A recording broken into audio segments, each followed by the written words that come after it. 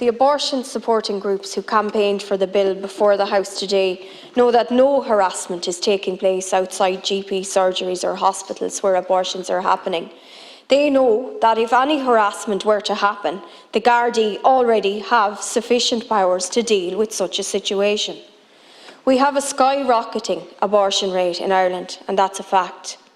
Yet, the government spends its time caving in to the demands of the most extreme elements of the abortion-supporting lobby. On your watch, Minister, for every 7 babies born today, 1 baby will have his or her life ended through abortion. And this is a national tragedy of epic proportions. So much for safe, legal and rare, we were told. Rare, is that rare? Women facing an unplanned pregnancy are being kept in the dark about the support available to them should they decide to keep their baby. The bill before us today is entirely about politics and nothing else.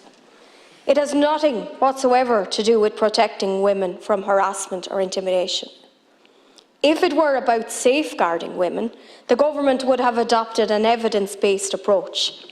Instead, Minister, you ignored the advice of An Garda Síochána and conceded to the calls for exclusion zones from pro-abortion activist groups like Together for Safety. The bill on exclusion zones does something else that's truly awful. It criminalises help.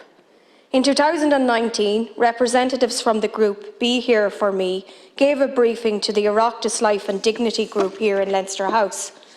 At that briefing, Alina Dulgardo from Be Here For Me said, "A just and caring society doesn't criminalise people for offering help to vulnerable mothers."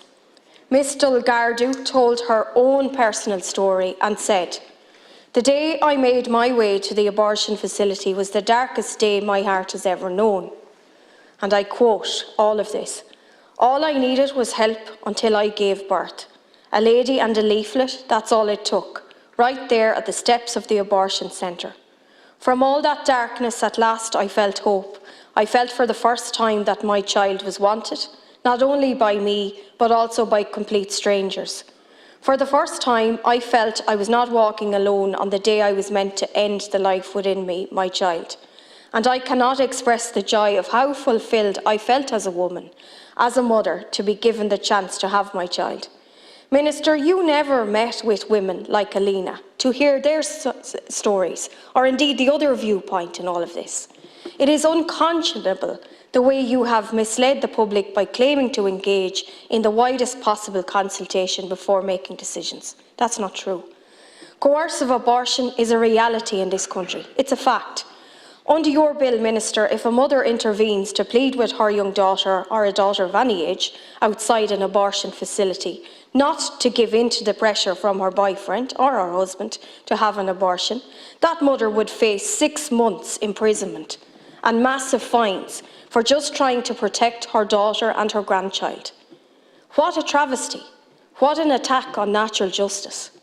As well as trampling on basic civil liberties, this bill is a betrayal of women facing an unplanned pregnancy and indeed their unborn babies. I call on all of my colleagues in this House to do the right thing and to vote against this draconian and deeply unjust bill.